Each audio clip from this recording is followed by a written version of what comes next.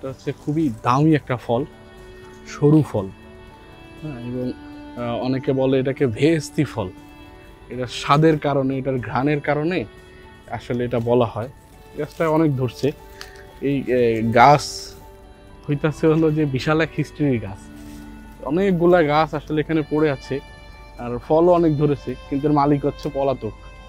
আমাদের বাংলাদেশের সাবেক বিদ্যুৎ প্রতিমন্ত্রী নসরুল আহমেদ বিপুর বাগান বাড়ি। আমরা এইখান থেকে এই ফলগুলো এখন কালেক্ট করতেছি। উনি আসলে নাই, বাগান বাড়িটা পড়ে আছে। হ্যাঁ, এটা এখন সবার জন্য উন্মুক্ত।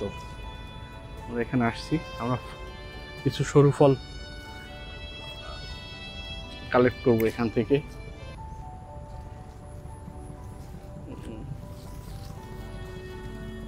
ভিতরে একটা আছে বড়।